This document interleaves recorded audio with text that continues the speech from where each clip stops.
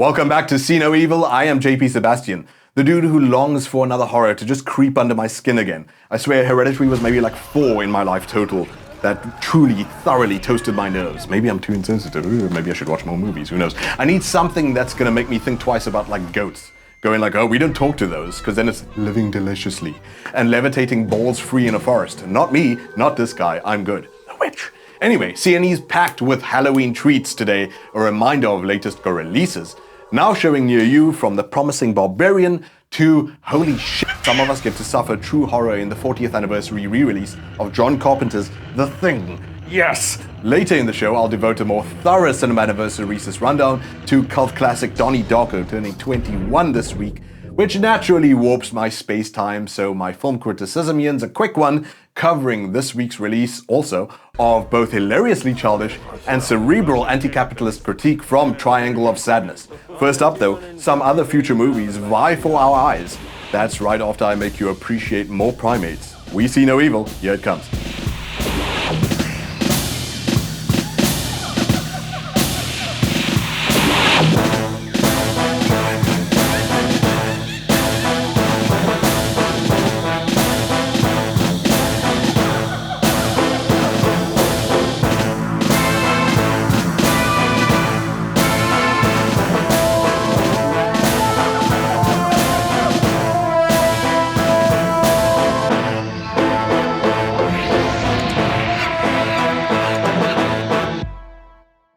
My lazy but trailer-logged ass decided to drop the news this week and just share those deceitful little movie morsels. Why oh why do they either say too much or they end up hyping an entirely different movie after it all?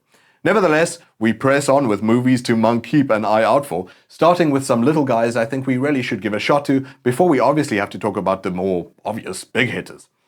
Poland's official submission for Oscar consideration, EO is here to finally set the record straight from Shrek's bigoted portrayal. I kid.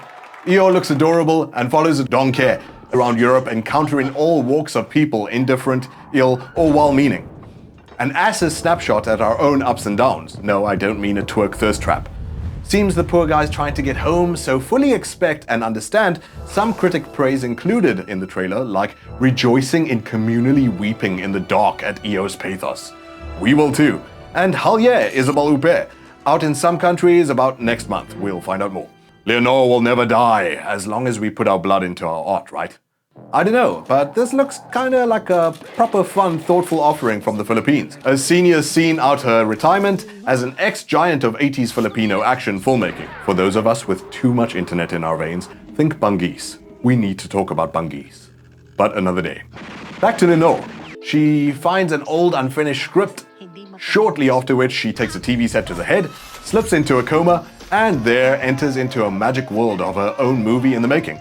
Leonore seems chilled about it all, but her concerned loved ones conclude they need to realize the movie, bring it to life to bring her back from the hospital bed. So, worlds begin to blur, and it all feels delightfully Gondry. See, for example, Be Kind Rewind. But director Martika Ramirez Escobar puts her own reverent spin on this power of cinema tribute. Leonore's deathless, supposedly late November, most places. I need you all to send me your most useful swear words in whatever languages you know. Because it was weirdly only last week, every second of Bardo's first trailer exhausted my deep pool of profanity. Merciful this looks good. And it's no surprise, it's 4-time Oscar winner Iñárritu. This movie looks like such an unintended insult to every other movie fighting for our attention. After I just watched and enjoyed Wakanda Forever's promise, I made the mistake of immediately checking out Bardo. And it feels like Iñárritu is like gently, caringly going, oh hey, you make movies too? That's cool, that looks neat. You wanna check out my stuff? And Bardo blows them all out of the water. The man is showing what is possible with comparative peanuts to $100 million mare fests. Though I still have faith Black Panther's gonna be good. Bardo's this f***ing affecting. I told you nothing about this new second trailer and just gushed about how it puts a twinkle in my jaded eye for what movies can actually achieve. I'm ready to be rocked or wrong mid-December. And then the obvious box office big hitters and silly literals aside, fair warning, large sons ahead. Needlessly large men. This is unnecessary and I feel diminished. This is a personal attack on my squishy midsection. It's also just Creed 3 to most. I was thoroughly impressed with the Rocky Resurrection actually being really very good. whether it was the fresh fight cinematography or the heart and soul of it all. And then it did 1,000 pull-ups and Creed 2 was stronger somehow? This is like Rocky 17. Stallone's worn and weathered mug scored them a rating for psychological violence. And now this? Not possible this gets better. No way. And yet Jonathan Majors looks like a force as the long-forgotten troubled childhood friend of Michael B. Jordan, playing cards close to his chest really well just from this tiny teaser. He steals the thunder from this trailer. Large and incredible actor. Large. It's all ding ding come March 23. And other blockbuster obviousness teased this week, here to assuage my small man syndrome, it's the trailer for Ant-Man and the Wasp: Quantumania. It kinda starts off secretly relishing its ruddness with the humble celery man, reflecting on how weird it's been to go from being a thief to a world-famous Avenger. Nobody one day adored the next. Or I suppose indie actor to world-famous comic book movie actor. That attitude flip might fit with the world of mystery particle quantum leaps, where we might meet a villain who instead suffered the adored to aboard flip. Or even superposition, ask a physics nerd. First though, why the living are we once again for the millionth time accessing or inventing a dangerous superpowered toy or process only to mindlessly burn our fingers when completing the spell or pressing the button against the advice of more seasoned senior superheroes? One day we're gonna have to mind the conservative roots of this ideological trope in mega corporation movies, but not today. Today I'm just happy to see Jonathan Majors again as the bug reveal at the end of this trailer. Quantumania blips into existence next year Feb. And the Guardians of the Galaxy holiday special looks cute. Luckily doesn't seem like a total watch your favorite millionaire self-indulgent fuck-around deal. For me, center Drax and we're good. And God bless Bacon's terror in the midst of the maniacal merry. It streams late November, but let's let it speak for itself. Well. I just saw on the calendar that right now on Earth it's almost Christmas time. We don't have time for trivialities like Christmas. But Peter's so sad about Gamora being gone. Maybe if we go to Earth for a really wonderful Christmas gift, it would make him happy.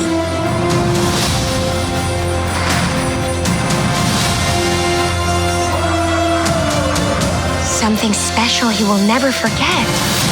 What about someone special? We're looking for the legendary Kevin Bacon. We're looking for the legendary Kevin Bacon. I just said that, Drax. Your voice is small and mousy. I think maybe he didn't hear you. Ah! You're coming with us as a Christmas present.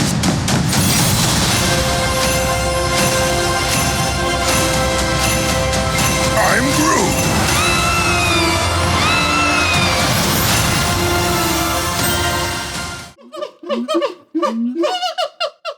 But you also get to watch new stuff right now. As of this past Friday, here are a bunch of the world's latest go-releases, streaming or silver screening near you somewhere. Keep your eyes peeled on this trailer for Cece. The editor clearly had a blast stitching its motion and geometry, but it's not all just there for eye candy. The shots do a quick tour of what must be generations for the family at the center of it. All in the same house, in the vein of the continuity and persistence of its warmth and painful memories. All that moodiness. Keep tissues nearby for the streamer. Broad story short, a family returns to their hometown filled with under-addressed pain and secrets after they fractured in the wake of a sad loss. Gets my vote, that's Cece. When you need a couple more cc's of adrenaline than that, Homecoming's got you. It's presently beating box office ass for its 5th week in its home country, China, so it's probably going to be one of the year's biggest earners globally.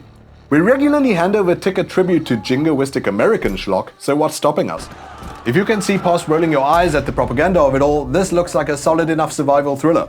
For some reason, they fictionalized Libya, where this based on true events evacuation during the Civil War went down, which you guys weren't the cause of it. Have at telling it the way you like, I guess. You could have gone subtle, calling it something like, I don't know, 12 Hours, The Secret Soldiers of Benghazi, you know, uncomplicated, blameless blockbuster rollercoaster stuff. Sighs in African. Homecoming's probably out near you. If that's all too brute force for you, I'm booked for Barbarian.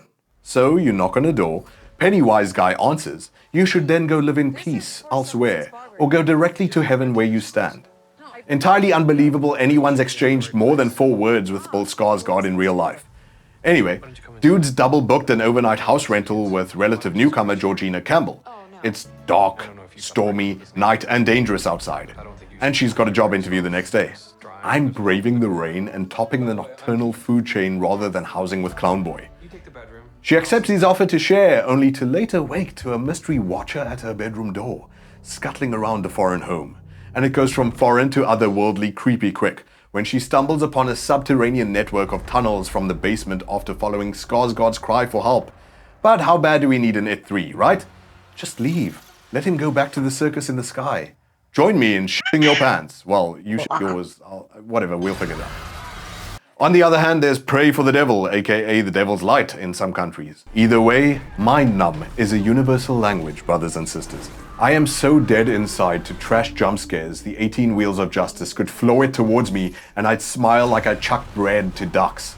But it's all uphill after the Nun, right? I, however, am broke of bank and brain. Count me out. And finally, I can't believe some of us get to experience this for the first time on the big screen. For its 40-year anniversary, The Thing returns. Do not miss this. Do not blow this opportunity. John Carpenter's horror masterpiece is gross, distressing, horrifying, paranoid, tense. The Thing is not nice. Please inflict it on yourself without delay. Every character, every creature, every moment, iconic, insanely gross. You, me, The Thing, let's do this. In fact, let's watch.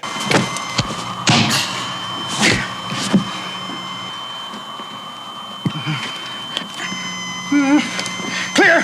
Clear.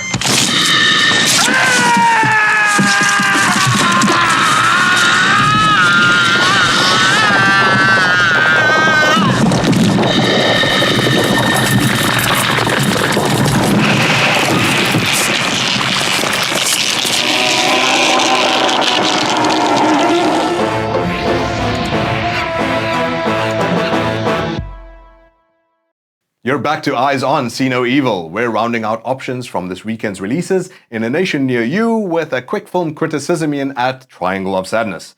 If you're a fan of wanting to rapidly curl up into a ball of awkwardness and die, then have I got a director for you.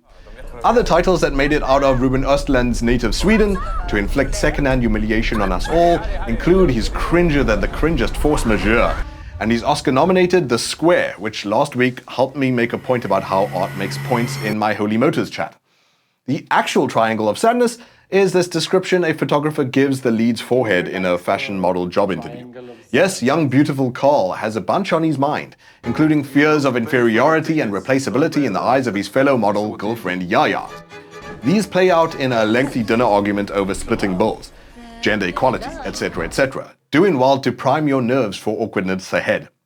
Wow, I said awkwardness awkwardly. Karl claims to be... Whoopsie, here goes. Karl claims he longs only for them... Karl claims he longs only for them to be equals, but Triangle Boy can't square the circle of how exactly gender equality might split the bill despite their materialist inequality. As a male model, he plain and simple rakes in less than her. And this glossing over class concerns appears plenty elsewhere, standing it in contrast with harder to measure identity markers, especially as co-opted by the capitalist mode of production and its billionaire class. In English, for example, at the model job audition, an interviewer superficially equally socializes with Karl and the boys, loosely throwing around comments about racial diversity and gender pay gaps. All while the models huddle like cattle gathered for processing. Flesh and nothing more. The movie also just blatantly signals this contradiction in a slogan at the fashion show that happens afterwards, reading, "Cynicism masquerading as optimism." Flanked by feminist symbols and power fists. Onto the yacht itself. Triangle of Sadness doesn't just do the haves, have-nots story, it interestingly explores strata within the ship's working class of enforcers and grunts, for example. The competition for table scraps and how their relations spiral into conflict at the dumbest requests of their rich guests. For instance, a guest believes she's behaving benevolently and enlightening the ship's crew in demanding they all enjoy the moment and go for a dip with her, completely throwing out their daily scheduled tasks, the frustration of which dutifully they hide to appease all customers aboard. The whole sequence is a wonderful snapshot of how we are pressed to configure paper plaything utopias of each swimming together equally, simply to appease the conscience of the controlling class. Perform your enjoyment, a popular soda or sneaker brand might say. Cutting to the chase, The life of the yacht chapter ends up being the hilarious, drunken, good-natured battle between a Thatcherite perestroika industrialist parasite in Zlatko Burić, who is brilliant, and his adversary, a dormant and defanged Marxist ship's captain in Woody Harrelson, who is naturally brilliant. That plays out against the backdrop of a somehow funny as f*** mass puking scene. My entire cinema of critics was in violent throw-ups, of triumphant laughter at rich people puking endlessly while Burić and Harrelson hurl, Reagan and Lenin at each other. And for all this fancy-ass interpretation, Triangle of Sadness achieves this effective force by uncomplicatedly dying to grab you by the shoulders, shake you and shout, "I literally mean what I'm showing you. You need not analyze this into inertia." If it wasn't too damn long, it would be an excellent balance of brain cells and slapstick, but being close enough, and the funniest of the year, Triangle of Sadness is an 8 according to its ability and 8 according to your needs. Ronald Reagan, he said also, socialism works only in heaven where they don't need it and in hell where they already have it. That's pretty good, yeah. Okay, hold on, got one here. Oh, no, I have one. Growth for the sake of growth is the ideology of a cancer cell. That's Edward Abbey. Listen, the problem with socialism is that you eventually run out of other people's money. Margaret Thatcher. You're gonna like this one. The last capitalist we hang will be the one who sold us the rope, Karl Marx. Oh. Okay.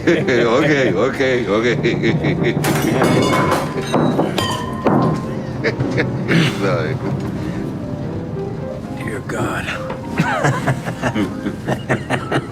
Okay? Classic. The most powerful single force in the world today is man's eternal desire to be free and independent. Kennedy. Okay. Freedom in capitalist society always remains about the same as it was in ancient Greece. Freedom for slave owners. I know. Vladimir Lenin. School. Russian capitalist and an American communist. Oh. On a $250 million luxury yacht. 21 years ago this week, a troubled young man was set on, or chose, this remains to be foreseen, a collision course with terrifying destiny, piloting personal life through the midst of 2 plane loads worth of world-warping political bombshells. And that's just in Donnie Darko, director Richard Kelly's cult favorite to which we say, happiest 21st Cine-Anniversary, sis big guy. But don't take my wordlessness for it. Its top point of IMDb trivia claims star Jake Gyllenhaal and co-Seth Rogen apparently agreed they do not understand what they just acted in. I could summarize one of Darko's mechanics at its spooky thorax in 8 ways. No, I literally mean the way 8 is. The number predominates as alpha and omega for this poor dude.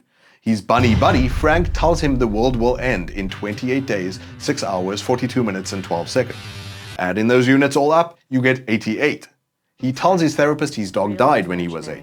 A news anchor says his arson job was extinguished after 8. His final year is 1988, etc., etc., ad infinitum. Ad infinitum. Shall I say it again? Repeat it, maybe?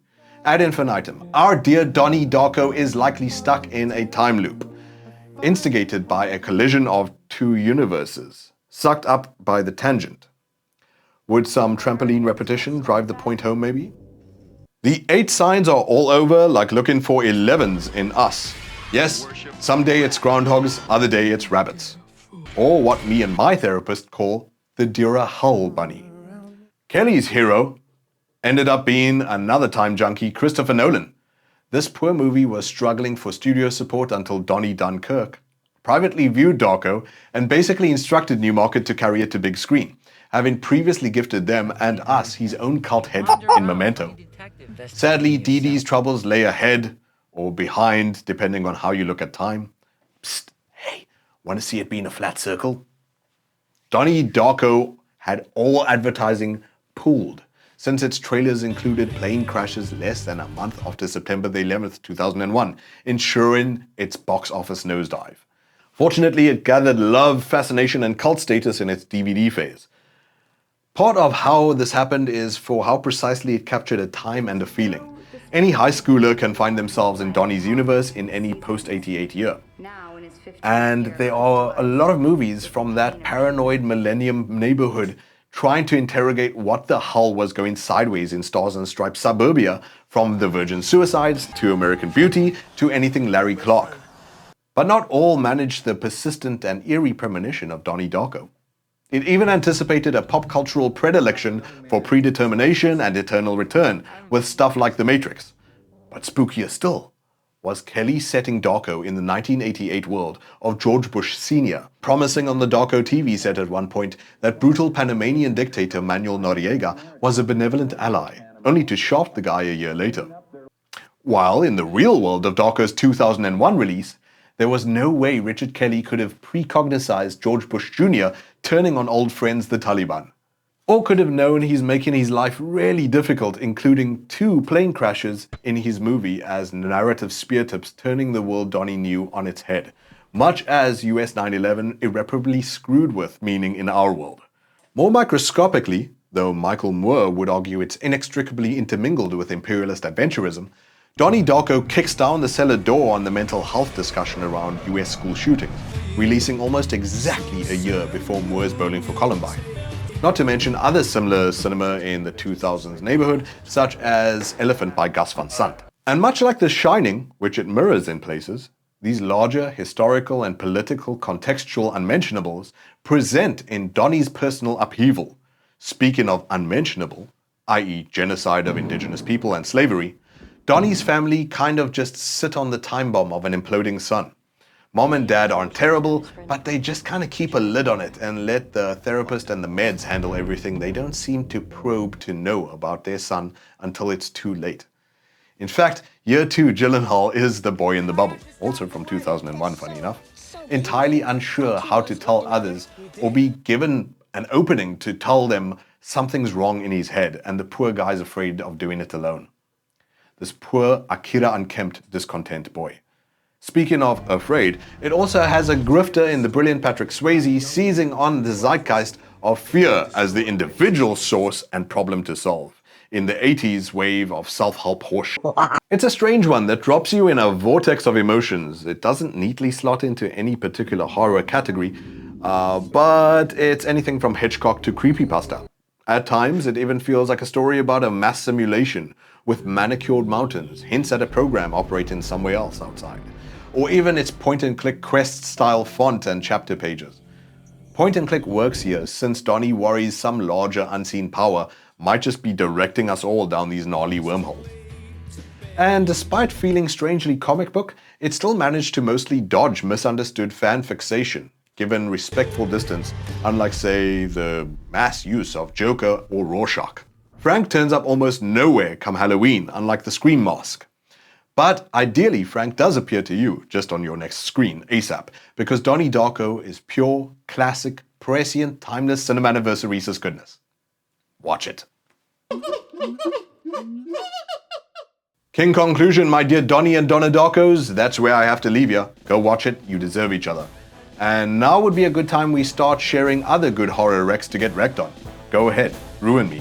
Is there a phobia of living? We're pioneering it here on CNE.